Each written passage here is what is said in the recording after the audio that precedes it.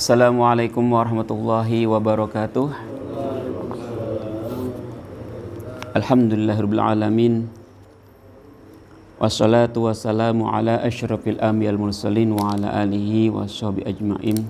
Rabbi shrahli sadri wa yassir amri wahlul 'uqdatam min lisani yafqahu qawli. Amma ba'du, jamaah musal adzikra. Alhamdulillahirabbil alamin, pada pagi hari yang cerah yang sejuk ini kita diberikan berbagai macam anugerah kesehatan, kesempatan, hidayah, taufik hidayahnya. Dengan kenikmatan itulah kita bisa menghadiri, bisa sholat subuh berjamaah, sholat qobliyah, lanjutkan dan kajian Ibnu Katsir tafsirnya, yang insya Allah pada hari ini hanya menjelaskan tentang surah Al-Baqarah. Yang kita berdoa semoga kita yang hadir pada sini adalah termasuk orang-orang yang didoakan oleh para malaikat dan kehidupannya diberkahi. Karena Nabi bersabda, jadi barang siapa yang pagi-pagi menghadiri thalabil ilmi, barang siapa yang pagi-pagi itu mencari ilmu, salat al malaikatu, malaikat akan mendoakan kita. Jadi orang yang pagi-pagi ini niatnya mau cari ilmu, itu didoakan oleh malaikat. Wa burikalahu fi ma'asyatihi, dan diberkahi kehidupannya. Jadi kehidupannya diberkahi dan kita doakan oleh malaikat. Doanya malaikat memintakan ampun kepada Allah agar kita diampuni semuanya. Itu salah satu keutamaannya. Dan satu lagi keutamaan yang lain. Man ghada ilal masjidi, barang siapa yang pagi-pagi ke masjid. Ngapain? Dia hanya untuk cari ilmu, cari kebaikan, Pak. Maka kami dapat. Jadi orang yang mengajar ataupun yang mencari ilmu yang pagi-pagi masjid itu ke ajri haji tamin. Pahalanya kayak orang menunaikan ibadah haji sempurna, Pak. Jadi kalau Bapak maaf belum sempat menunaikan ibadah haji, belum sempat nih, Pak. Bapak pagi-pagi ke musola, ke masjid belajar atau mengajar, itu pahalanya kayak orang pahalanya naik haji sempurna, Pak. Tidak dikurangi, dilebihkan. Apa pahalanya haji, Pak? Surga. Al-hajjul mabruru lasal jaza ila jannah. Orang haji mabrur itu tidak ada balasannya kecuali surga. Semoga kita yang hadir di sini mendapatkan pahala haji yang sempurna, apa? Mendapatkan surganya Allah Subhanahu wa taala. Makanya kalau pagi-pagi semangat, makanya berangkat ya. Oh ya, orang yang pagi-pagi mau masjid, mau belajar, didoakan malaikat, hidupnya berkah, kehidupannya, anaknya berkah, rezekinya berkah, pekerjaannya berkah semua. Jadi semangat, Pak, bawa kita, Pak. Karena Pak niatnya cari ilmu. Ingat lagi ada hadis, orang yang belajar dan orang yang mengajar itu dapat pahala seperti haji yang sempurna. Wah, lumayan haji sempurna. Jadi dengan hadis itu akhirnya Pak, mendorong kita menjaga semangat. Kita pagi-pagi ngantuk kayak apapun, Pak, kalau kita dengar hajinya sempurna, pahalanya semangat, gitu, Pak. Oke. Bismillahirrahmanirrahim. Setelah kita menjelaskan tentang surah Al-Fatihah, kita tentang menjelaskan saat amin dulu. Amin. Jadi setelah Fatihah selesai kan, Pak? Ghairil maghdubi alaihim waladdallin. Amin. Apa hukumnya baca amin? Yustahabbu liman yaqra al-Fatihah ayyaqula ba'daha amin. Jadi disunahkan setelah kita membaca Al-Fatihah, baca amin. Wa yaqulu amin. Jadi ada bacaan amin. Satu ada amin. Boleh dua-duanya. Jadi ada pertama amin. Ada yang bil qasri amin. Boleh. Jadi kalau pas kita setelah baca Al-Fatihah, kita mengucapkan baca amin. Apa artinya? Wa ma'anu Allah mastajib, ya Allah. Apa artinya? Allah mastajib, ya Allah, kabulkanlah doa saya. Kan di awal doa, alhamdulillahirabbil alamin arrahmanir rahim maliki yaumiddin iyyaka na'budu wa iyyaka nasta'in ihdinas siratal mustaqim. Ya Allah, berikanlah saya petunjuk jalan yang lurus, kan gitu, Pak. Jalannya orang-orang yang kau beri nikmat, siapa? Para nabi, para soleh, orang syuhada. Baru akhirnya waladdallin, bukan jalannya orang-orang yang tersesat, bukan jalannya orang yang tersesat dan orang dimurkai. Baru tanya amin ya Allah, kabulkanlah doa saya. Karena apa? Doa. Allahumma stajib, ya Allah kabulkanlah doa saya. Wa dalilu ala istihbabin ta'min ma rawah Imam Ahmad wa Abu Dawud wa Tirmidzi min Babil Ibnu Hajar qala sami'tu. Apa hadisnya? Baca amin tuh Pak. Hadisnya banyak Pak. Qara'a sami'tu, saya mendengar an-nabiyya pada nabi. Apa nabi baca?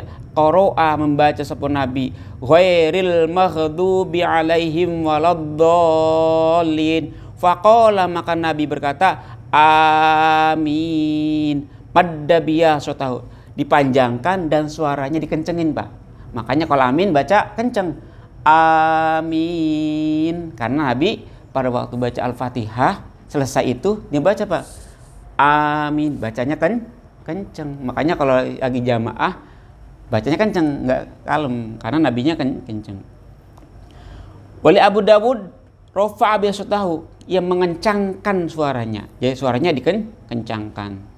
Wa qala Tirmidzi hadza haditsu hasan. Hadisnya hadis hasan, hadis bagus. Jadi banyak sekali hadisnya. Ada lagi hadis dari Abu Hurairah. Kana Rasulullah sallallahu alaihi wasallam idza tala, ketika Nabi membaca ghairil maghdubi alaihim waladdallin qala amin. Bacanya amin. Hatta yasma'u ma yalihi minas syafil awal. Sampai orang yang di sampingnya dari shaf awal itu dengar Pak. Jadi sub awal nih, kalau sub awal panjang berarti kan sampai pojok denger. Artinya apa? Bacanya kan kenceng, bukan amin. Jadi amin gitu. Jadi hatta yasma'u man yalihi, sampai orang yang di sampingnya minas sofil awali itu mendengar. Itu hadisnya. Jadi hadisnya orang baca amin itu adalah tadi idza talaqal maghdubi alaihim waladdallin faqala amin. Wa istahabu dzalika liman kharajal salat.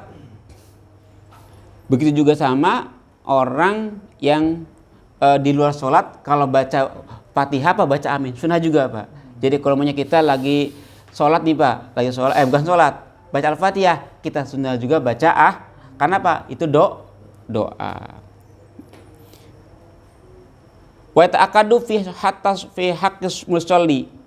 Amin itu merupakan hak dan dikukuhkan sawa'un kana munfaridan au imaman au makmuman, baik sholat sendiri atau jadi imam atau jadi makmum, itu sunnah baca amin.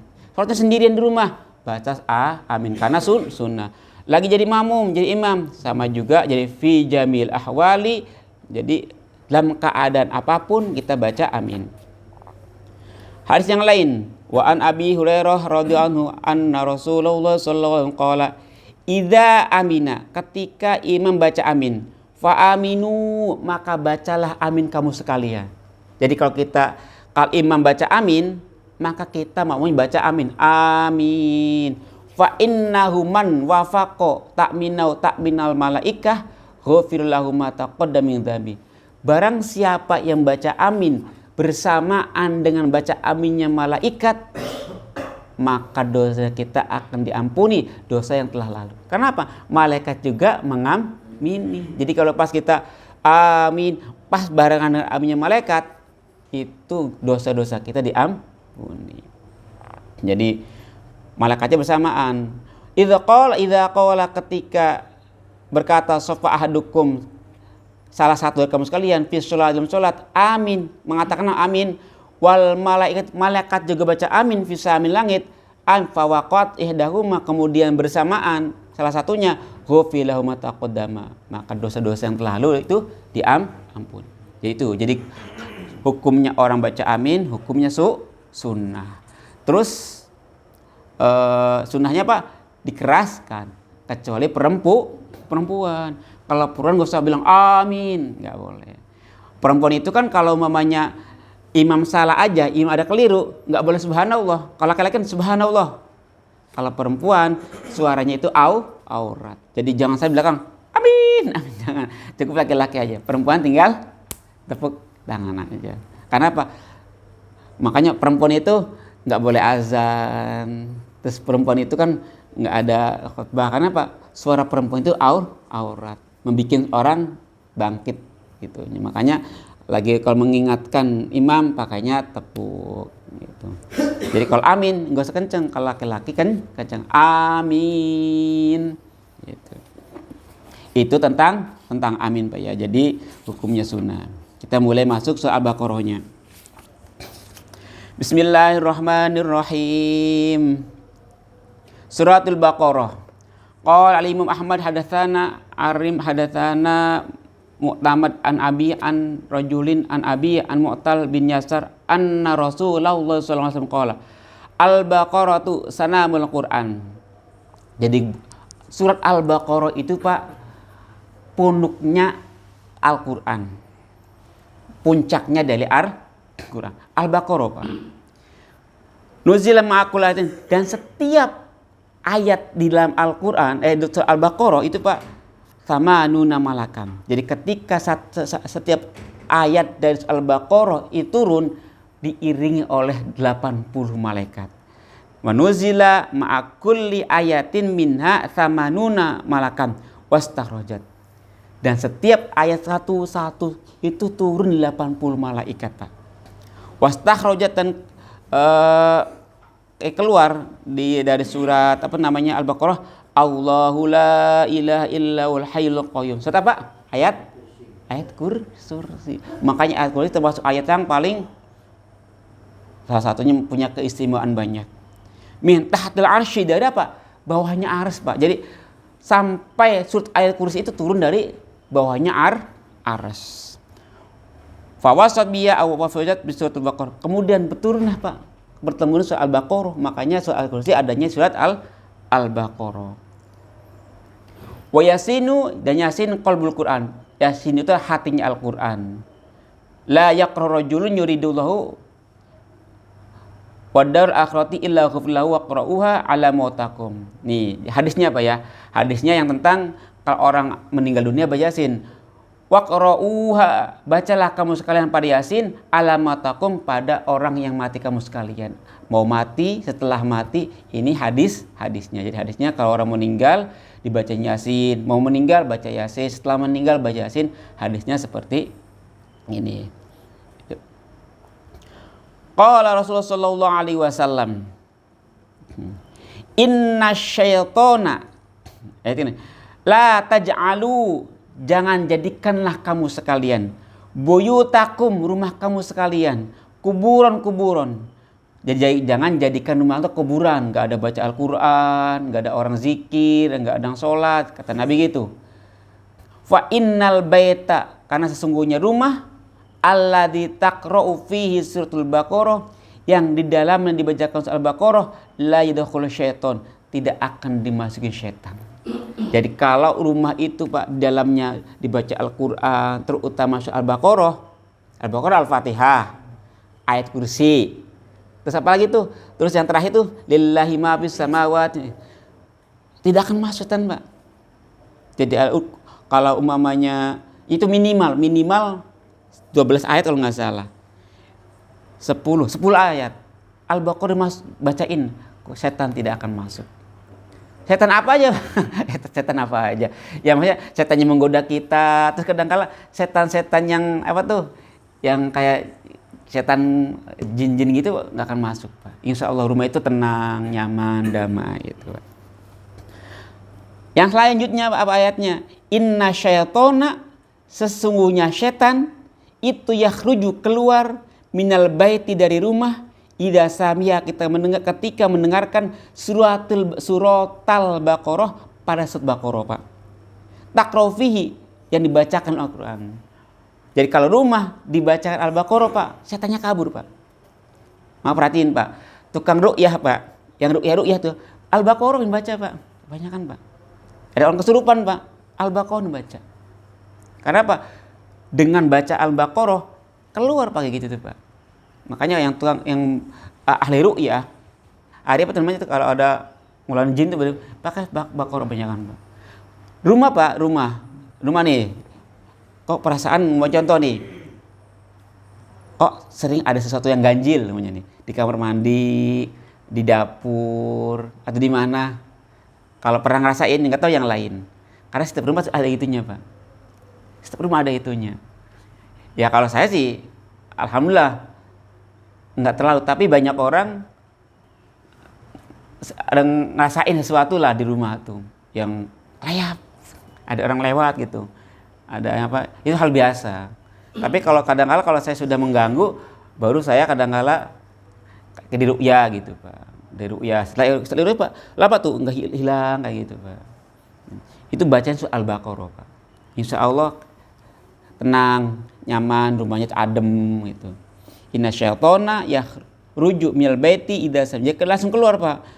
Ada rumah baru nih Pak, rumah baru. Makanya kenapa kalau punya rumah baru kita ngundang orang baca Al-Qur'an. Tujuannya apa? Tujuannya efek negatifnya setannya biar keluar. Bukan apa-apa, bukan hanya tasyakuran aja. Tasyakuran kalau nggak baca Al-Qur'an percuma Pak. Tasyakuran, datengin orang, baca Al-Qur'an, baca Al-Fatihah, baca Alif Lam Mim segalanya, rumahnya insya berkah. Karena apa? Itu karena setannya tidak akan keluar.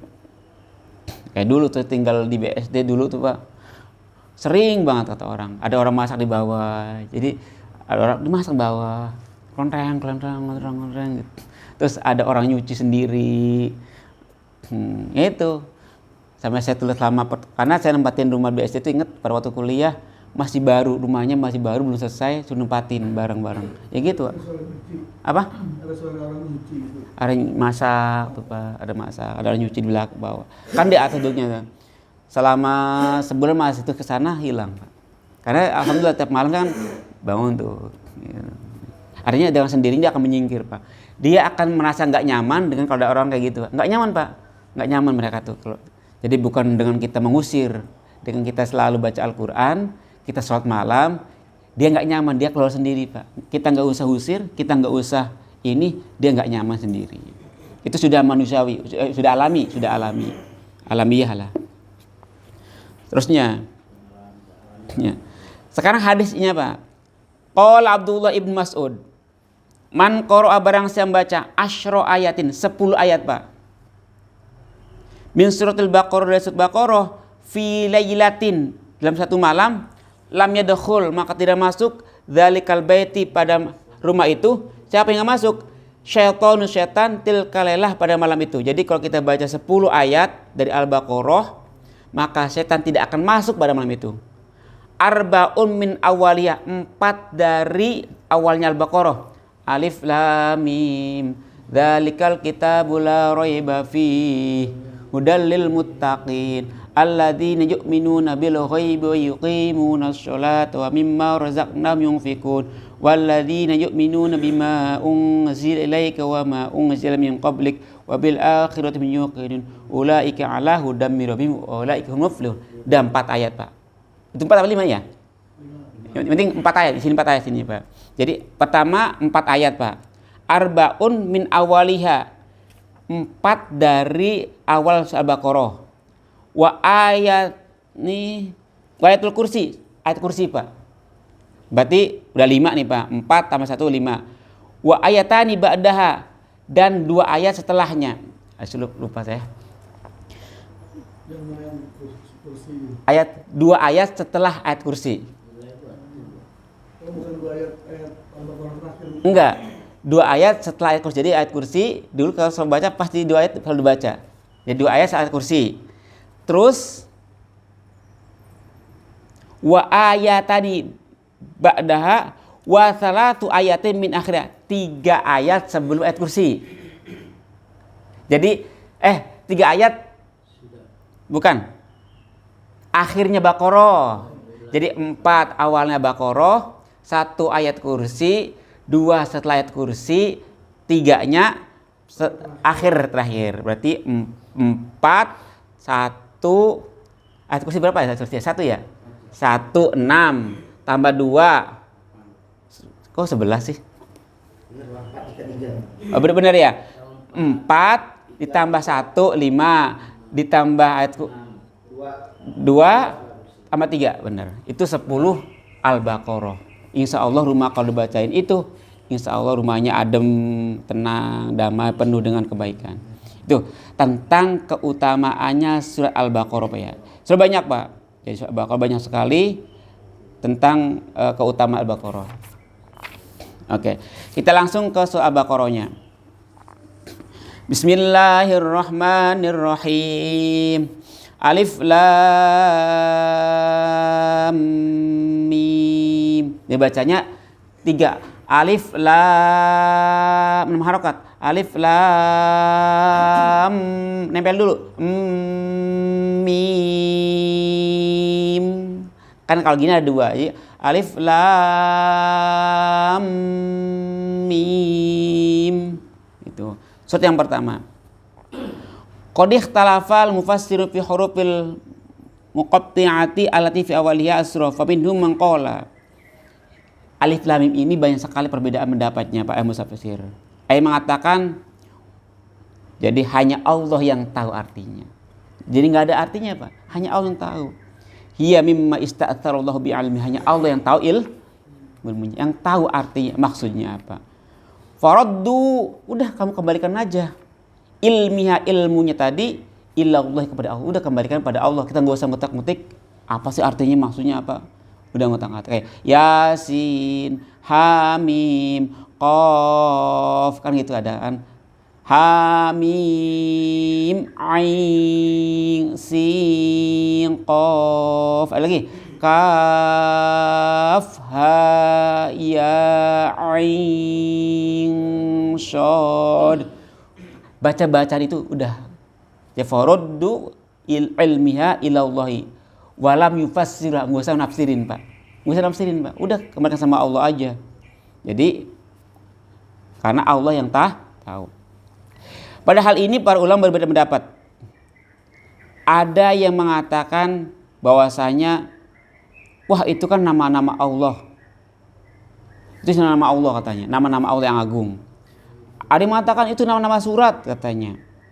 Jadi Alif Lam Mim, wah itu hanya ini sebagai pembuka dari Al-Quran. Ada yang bilang nama-nama surat, ada nama-nama Allah yang agung. Ini hanya sekedar pembuka Al-Quran saja. Tapi dari kesimpulan ini hanya Allah yang tahu, udah nggak usah di ini walau fassiruha, tidak ada yang menafsirkan ayat-ayat itu. Dikembalikan sama Allah. Udah. Baru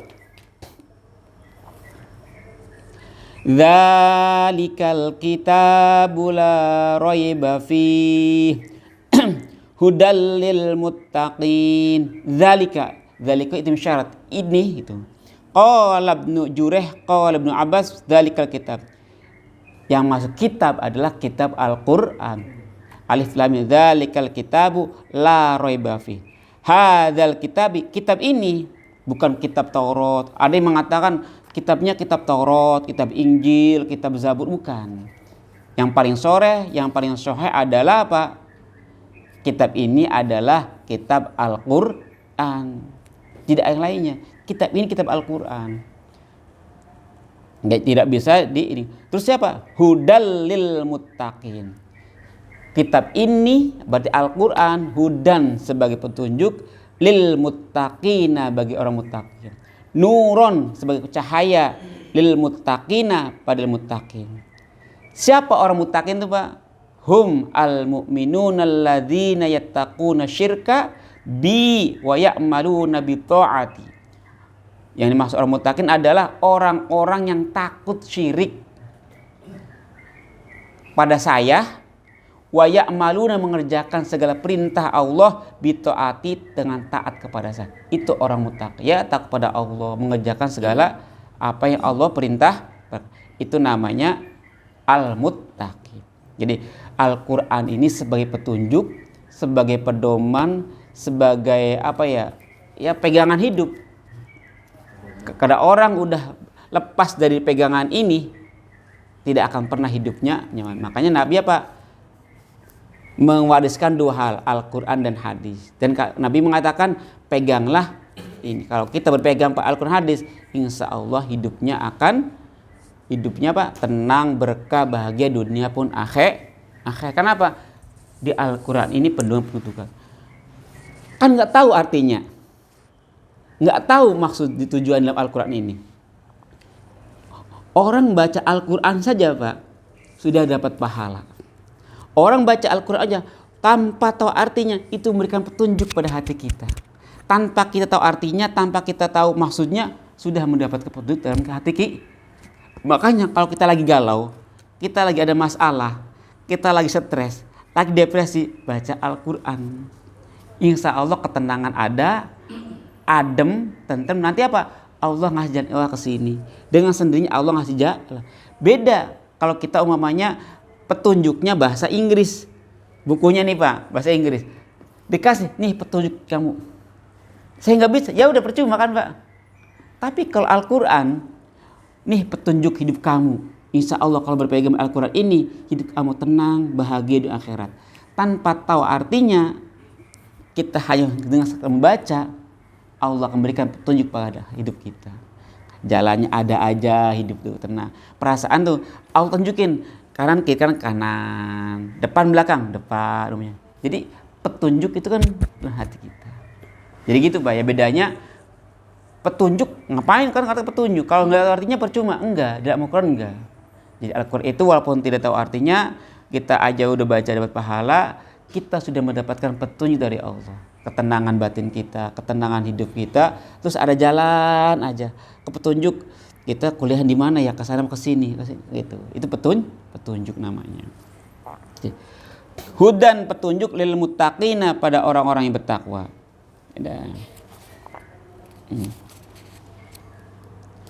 Dan orang yang kalau Allah sudah memberikan petunjuk, maka dia tidak akan disesatkan. Tapi orang yang disesatkan oleh Allah, maka tidak akan mendapatkan petunjuk. May yudlilillahu fala hadiyalah. Orang yang disesatkan Allah, maka dia tidak akan mendapatkan petunjuk sama sekali. Sedangkan apa? Barang siapa yang mendapat petunjuk Allah, maka dia akan mendapat petunjuk. May yahdillahu fawal muhtad wa may yudlil falang tajillahu waliyyan mursyida. Ini kita alhamdulillah mendapatkan petunjuk dari Allah.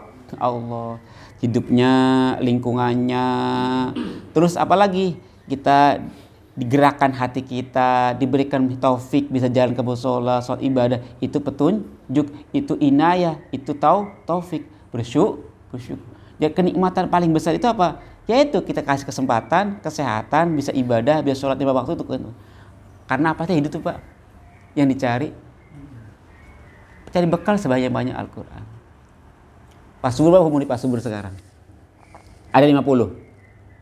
Ada. Orang di Indonesia 60-an Pak Subur, 60-70. Berarti nggak jauh Pak Subur, 15 tahun lagi. Iya kan? Ngapain Pak Subur? Pak Subur kerja pagi-pagi, cari apa? Hanya buat makan, buat perut kan? Jangan sampai hanya karena cari buat perut, untuk ke akhiratnya ditinggalkan. Akhirnya karena cari kerja, kerjanya keras, akhirnya sholatnya ditinggalkan, rugi. Kita sebentar lagi Pak Subur. Nggak terasa Pak Subur. 10 tahun itu nggak terasa di dunia tuh Pak. 10 tahun, 15 itu nggak terasa. Tahu-tahu. Sedang kita Pak. Makanya kan alhaakumut takatsur hatta zurtumul maqabir. Alhaakumut, ya udah. Bermegah-megahan apa? Kita akhirnya ke kuburan. Bermegah-megahan. Akhirnya Pak, dengan megah-megahan kamu melayakkan diri ke lamu. Sampai kapan? Ya masuk kuburan. Makanya saya tuh umur 45 saya Pak. Umur 45 berpikir, kalau saya 60 tahun, 15 tahun saya umur saya. Ngapain lagi saya? Karena berpikir, mau ngapain lagi saya hidup nih? Ya udah, bismillahirrahmanirrahim, berbuat baik, bermanfaat bagi orang lain. Di samping saya beribadah untuk diri sendiri, keluarga apa, bermanfaat bagi orang lain. Ketika saya meninggal, apa? Saya punya sesuatu yang setidaknya bermanfaat bagi orang lain katanya. Jadi gitu. Saya berpikir 45, 15 tahun. Perasaan cepat banget. Saya aja nggak tahu di sini udah tahun 2011, sekarang 2023, udah 12 tahunan kan. Cepet perasaan, cepet banget hidup tuh. Anak-anak udah gede gitu. Oleh kenapa? Bersyukur, alhamdulillah saya kok tempatnya enak, ada musolanya, bisa ibadah tiap waktu, tiap saat. Gitu. Karena apa? Orang yang disesatkan sama Allah, maka dia tidak akan mendapatkan petunjuk. Maidillahu, barang siapa yang disesatkan Allah, fala hadiyalah, maka dia tidak akan mendapatkan petunjuk. Sama, barang siapa yang mendapat petunjuk, fawal muhtad, maka orang itu dapat petunjuk. Oke, terus. Jadi apa? Dzalikal kitabu la raiba fi. Tunggu.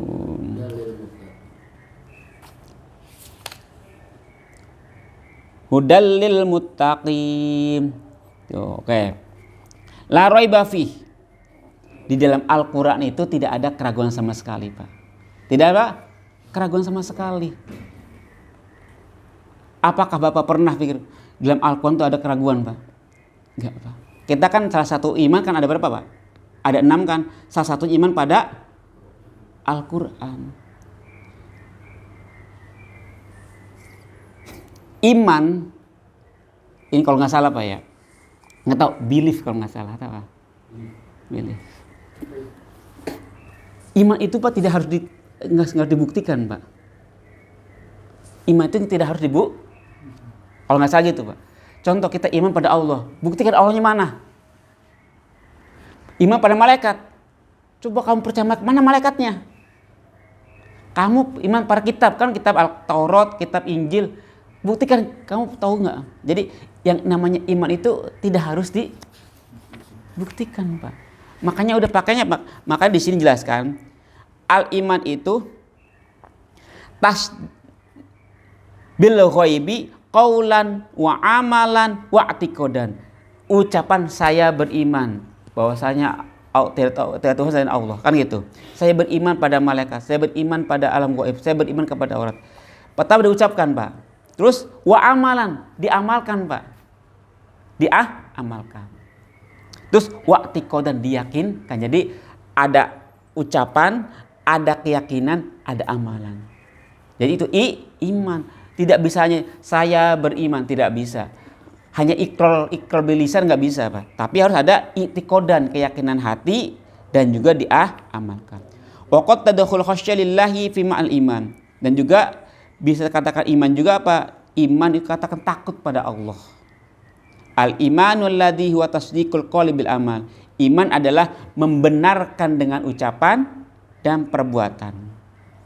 Jadi iman seperti itu Pak, harus di apa namanya tuh? Diucapkan, diyakini, dilakukan. Itu iman. Makanya orang Islam itu kalau sifatnya yang ideologi yang itu nggak bisa Pak, nggak bisa dipaksakan. Maksudnya nggak bisa Allah gimana, Allah kayak gimana, matanya Allah seperti apa, katanya nggak bisa. Allah mendengar kupingnya kayak gede gimana, nggak bisa. Makanya kan ada hadisnya tafakkaru fil khalqi wala tafakkaru fil khaliq. Berpikirlah tentang makhluk, jangan berpikir tentang Allah. Jangan berpikir Allah maha melihat seluruh alam ini. Jangan pernah melihat pakai matanya ya gedenya. Jangan pernah mendengar Allah pakai kuping, nggak pernah. Kenapa? Kita nggak boleh mikir hal itu.